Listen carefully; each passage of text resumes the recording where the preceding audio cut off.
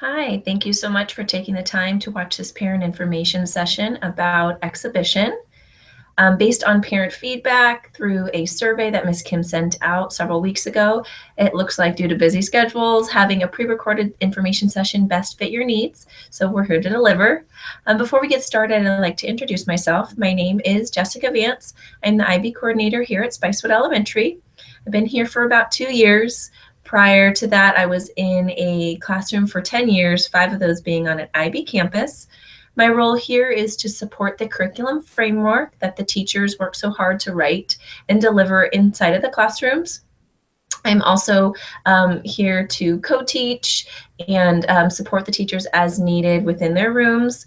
Students see me all the time in the inquiry lab, the library, in their own classrooms, sitting down with them during lessons. So familiar face, but hello to those who I've never met yet. Today's session is going to be a brief overview of what exhibition looks like here at Spicewood. Every year it looks a little bit different as we're evolving and changing and reflecting on what best meets the needs of our students. So today's slides are just going to go over the different elements of what exhibition is, what does that mean for you as a parent, what your child should be expecting throughout the exhibition process over the next 6 to 8 weeks or so. So let's get started.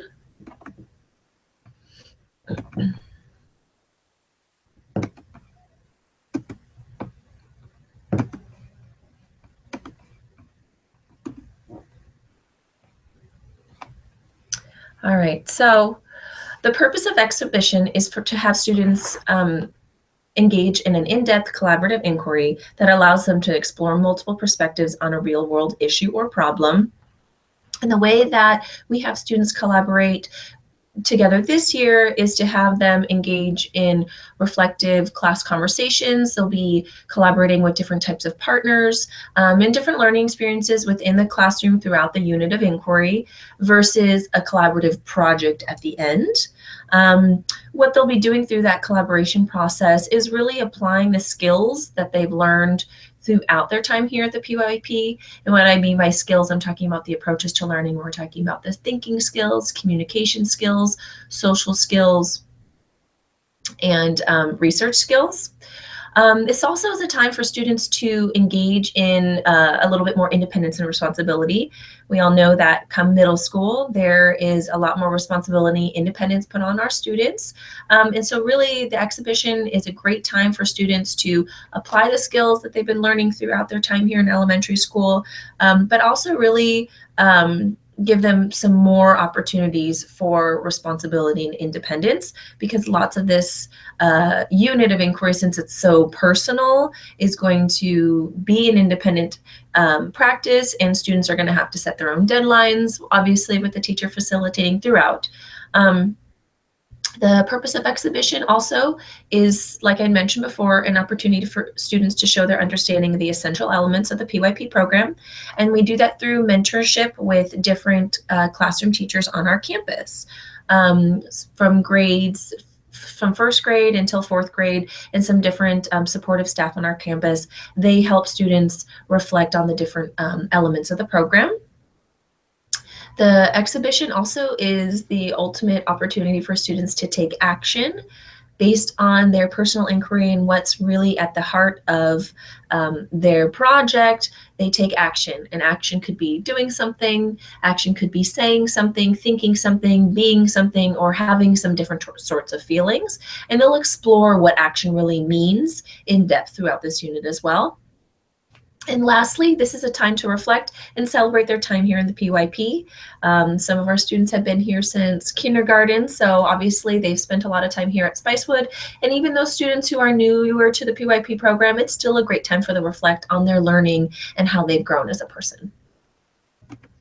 So Exhibition 2017 is under the Transdisciplinary Theme, How We Express Ourselves. And the central idea that they will be inquiring more about is creative expression can inspire people to take action. And this theme truly allows students to, as it says, find an opportunity to express themselves. And so what that looks like is throughout the 6 weeks, students will be exploring different ways that people have expressed themselves throughout different time periods in different mediums, art, history, physical movement, that sort of thing. It's what's really nice about the organization of our units is the one that precedes this is where we are in place and time. And within that unit, what students do is they explore different perspectives about different historical events found around the world. And through classroom discussions and different sorts of activities, they really look at the different event and how it could be perceived by different people all over the world.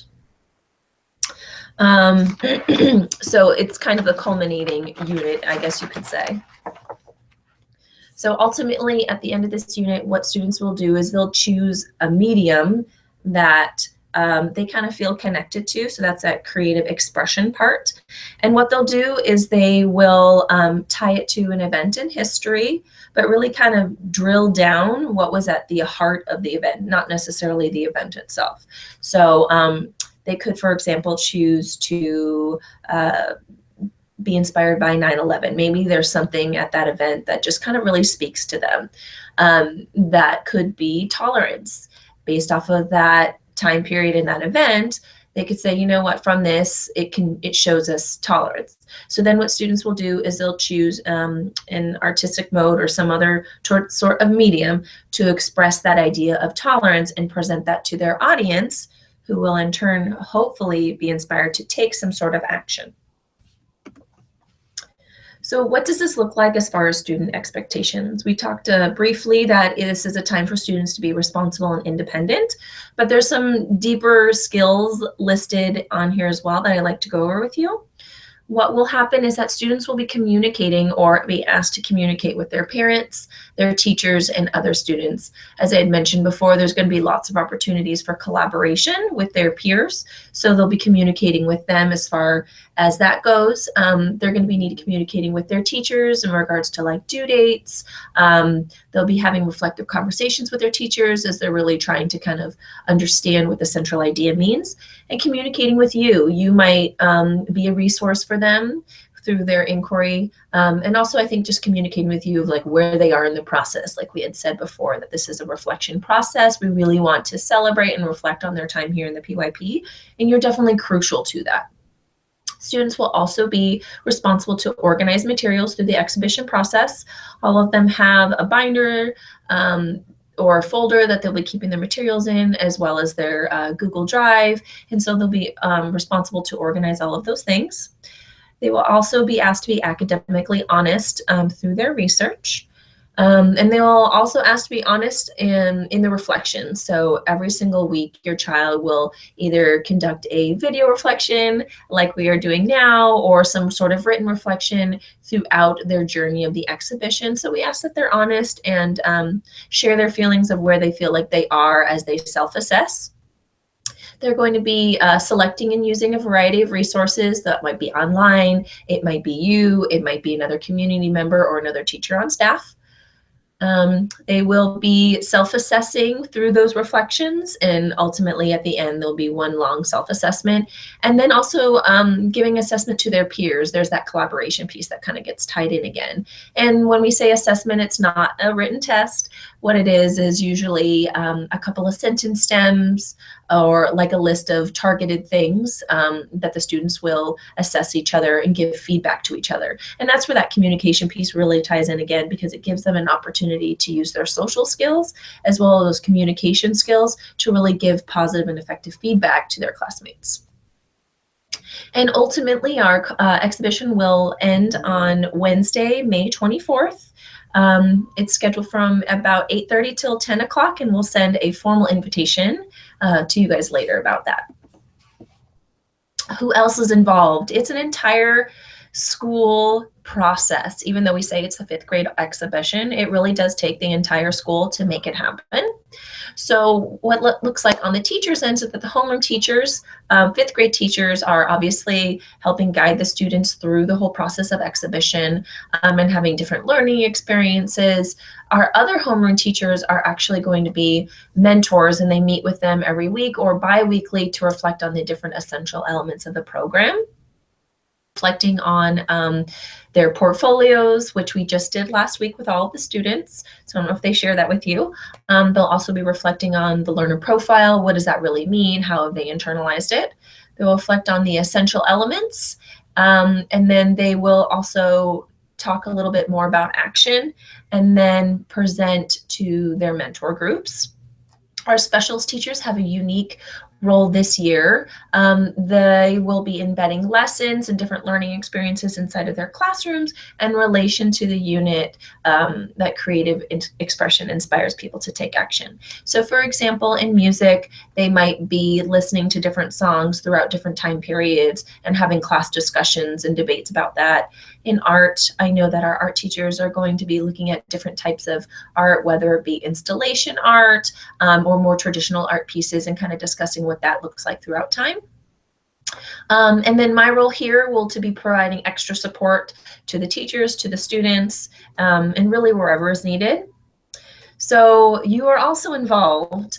Your role here in the exhibition is just have an understanding of the purpose or what exhibition is for. What are the students supposed to be doing? We ask you to encourage and support the students and the teachers throughout the process. We'd love for you to be informed, as you are doing right now, by watching different videos that we post or checking teacher websites. There is also the PYP 101 section in Miss Kim's weekly newsletter that will be sent out to have different elements of what exhibition looks like and our process too. And just talking with your child. What are you doing? What have you done this week? Talk to me about what your mentor meeting looked like. And also supporting the independent inquiry of your child. We do not want it to be a parent project. We really want to put the responsibility and independence on the children. And so just encouraging that by asking them reflective questions about where they are in the process and having them guide where their inquiry or their project is going. And finally, we are asking you to come and celebrate with us by attending the exhibition on Wednesday, May 24th. Just to give you a bit of a timeline of where this is all falling, in April, like I had mentioned last week, we started our mentor meetings. And so that's where we review the student portfolio, and we'll continue with mentor meetings this week and throughout the month. Students are going to be completing their Where We Are in Place and Time unit, in which they were investigating how human perspectives drive and are affected by social, political, and economic events. And so they've been doing that through watching different CNN news, more of the current events. They've been looking at different events in history. So definitely ask your kiddos where they are, what they're talking about with that. And then we'll officially start the How We Express Ourselves unit that last week of April. Starting in May, we're going to continue with those mentor meetings. And then beginning May 8th through 12th, students are going to start assembling and kind of gathering their ideas of what their exhibition projects are going to look like.